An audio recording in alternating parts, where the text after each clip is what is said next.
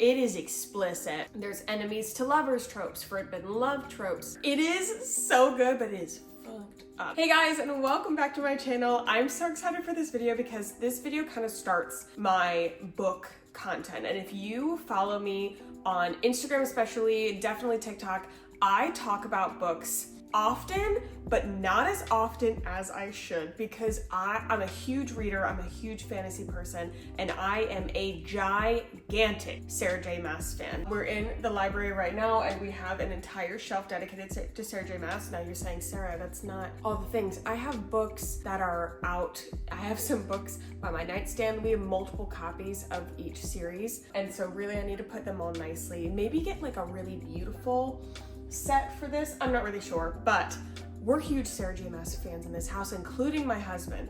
And I first read, actually I'm going to look at the date on Goodreads. Let's take a look on when I finished A Court of Thorns and Roses, which was my first Sarah J. Maas book. I finished A Court of Thorns and Roses on December 14th, 2021. And for some reason, I took a break. I read In 5 Years, It Ends With Us, and The Midnight Library. The Midnight Library was also fantastic. And then I read A Court of Mist and Fury and finished that on January 18th. I literally, my review is this book series is unreal and I can't express my love for it enough. The character development, the complex storyline, everything is pure magic. I'm an ACOTAR girl, as you can probably tell, but I'm currently rereading Throne of Glass.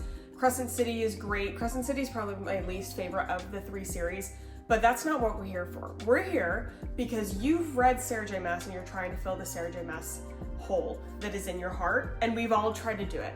We've all tried to do it. And here's the thing, I'm not going to lie to you. I have yet to find, nothing's going to top that series. Nothing's going to top what ACOTAR, Throne of Glass, and Crescent City means to me. It just simply won't, but nobody's going to top Sarah J. Maas. But we can get close. We can at least try and patch up that hole. And there's 2 ways for people that they try to patch up that hole. They either go try and find more fantasy, and this is usually for the people that have read fantasy before. They go completely non-fantasy, trying to fill the hole, but they realize no fantasy will actually live up to that, which is totally fair. So I'm going to be giving 5 book series recommendations on how to fill the Sarah J. Maas size hole that you now have, and none of them are going to be Fourth Wing, because I think everybody knows about Fourth Wing. It's really good, everybody knows it, and I think most of the people who are trying to fill that hole have already gone to Fourth Wing or have it on their TBR. That's not anything new. So we're gonna do things outside of Fourth Wing to give you something else, and I'm going to give 3 fantasy, 2 non-fantasy, but one of the fantasy I will say is just it's not in the same realm of fantasy that Sarah J. Maas and the other ones are.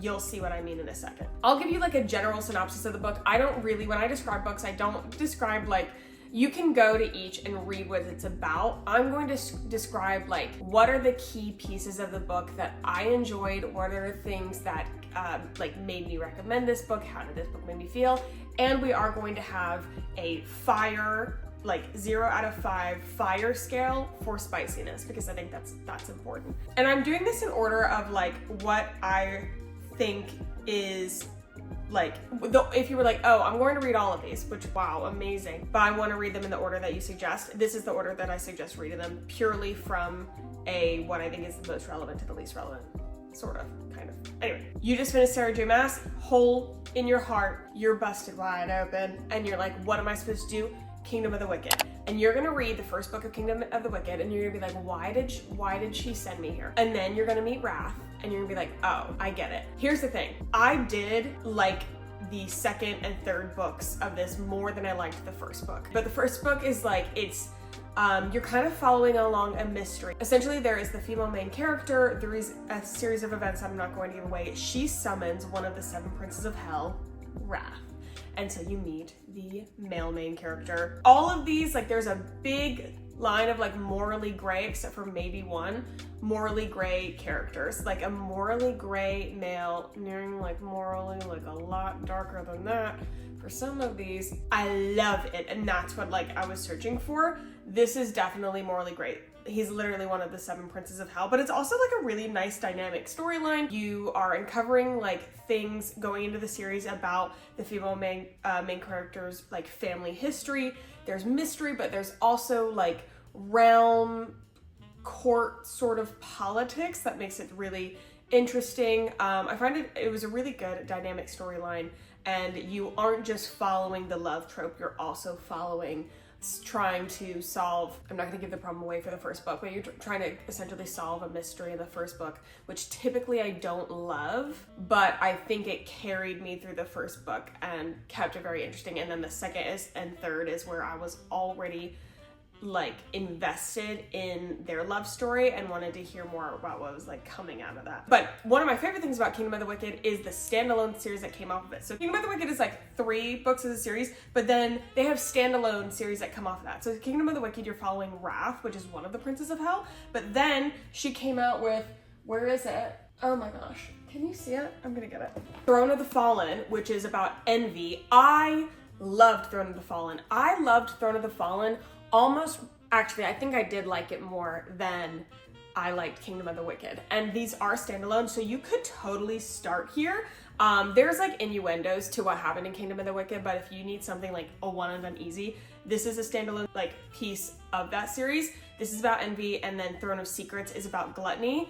I did not like Throne of Secrets as much as I like this, but I like them all as a whole. This was so good. And if you look in, I have a little note from the publisher. If you open the paperback, my review is like on the first page because I was actually sent a advanced copy and it was fantastic. I finished it before it came out and so freaking good. But if you're like, look, I need another hole to drown in, Kingdom of the Wicked is a good place to go. And if you're like, let me get a bite, try this first, because you can always do Kingdom of the Wicked after you do Throne of the Fallen. And 2 fire signs as far as spiciness. It's not the spiciest, but it's like you get a little bit, you know? Dance of Thieves. Dance of Thieves, there's 2 books. They're fast-paced, easy to get through. My notes on book 1 was like, I love it, I love them, I love.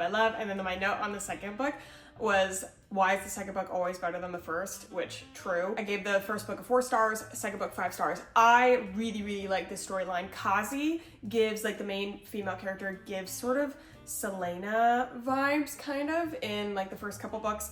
And then Jace as a male character, he almost reminds me of Xaden in a way from Fourth Wing. So, but he's not like morally gray. He's the perfect amount of like gentleman and protective, but vulnerable, but you're like kind of breaking through that. It's really nice. The falling in love while like you're in danger is chef's kiss. That is what I call like the Hunger Games effect.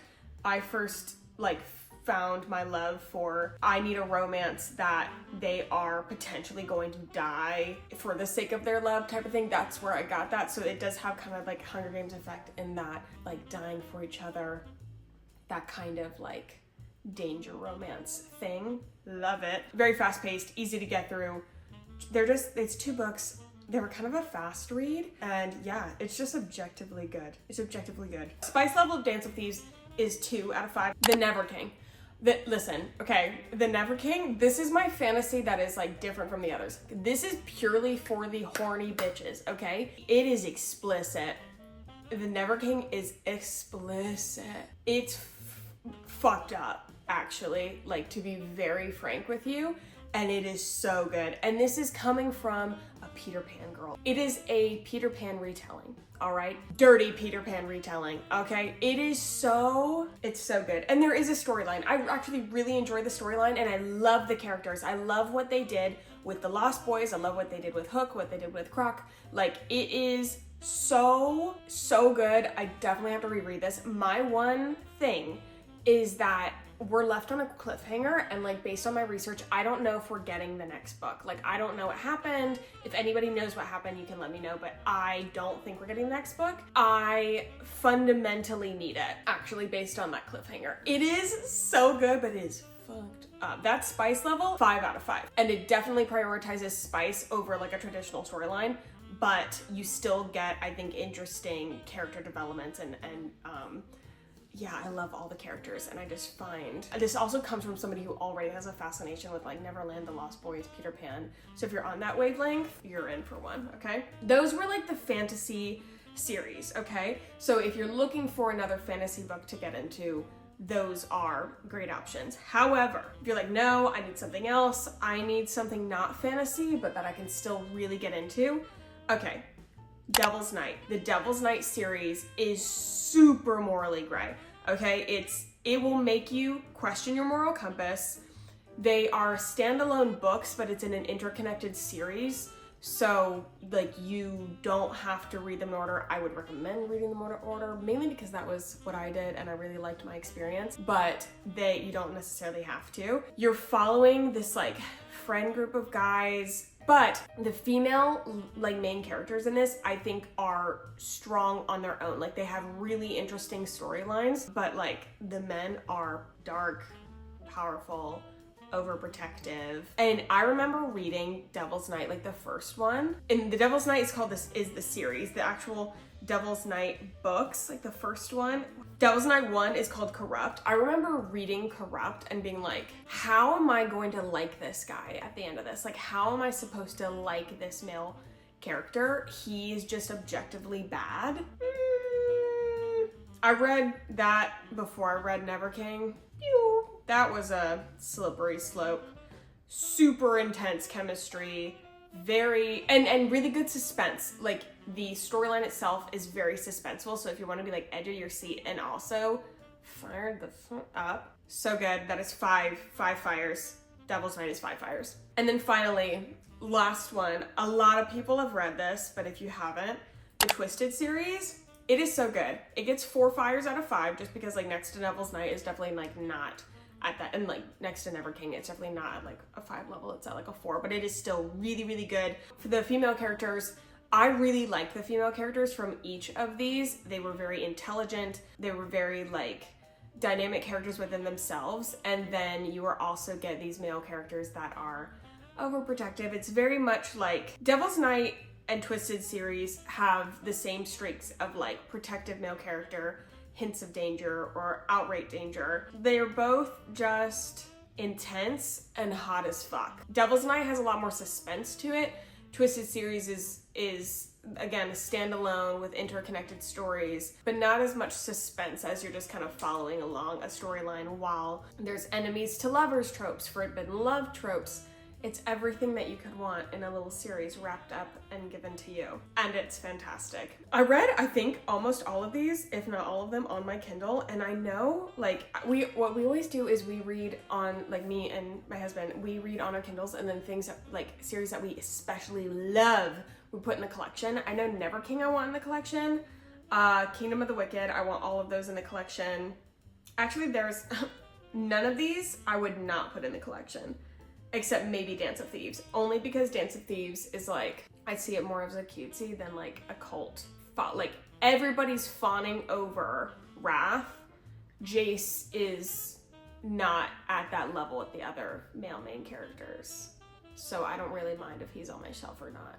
But it's also a good book to just like, to recommend, and the library is for checking out. So anyways, I hope that was helpful. If you are out of the Sarah J. Maas hole right now, I want you to know it never gets better. Obviously finished that like A Court of Thorns and Roses in 2021, December 2021. So 2022 was kind of my like bulldoze through the entire Sarah J. Maas universe. There hasn't been a single day that I haven't thought about those books. I still get merch. People still know me as the Sarah J. Maas girl because I love it so much. I'm going to a ball in February, dressed as Feyre Under the Mountain. I got a custom dress, just to let you know. Yeah, we're looking at tattoos.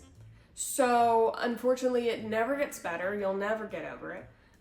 It's more of just we're now all in a club, and you will reread it, and I highly suggest you do, because I know I've reread ACOTAR at least twice. This is my second time rereading Throne of Glass, and actually I haven't reread Crescent City. I think I reread Crescent City 1. But I don't think I reread Crescent City 2. Joseph has read all of them, I think minimum 3 times. Crescent City he maybe did twice. And if you don't have your significant other reading these books yet, I'm telling you, you need to get on them now. I have convinced many a male to read these, and many a female significant other to a male to get their partner to read these because Joseph read them, and it's now like a collective thing. And it just, you know, it hits different when you're reading smut and your partner also reads smut. I'm just gonna throw that out there. I hope you enjoyed this video. Let me know what other videos that you're looking for. I'm really looking forward to doing more book content this year. And yeah, I'll see you guys next time. Bye.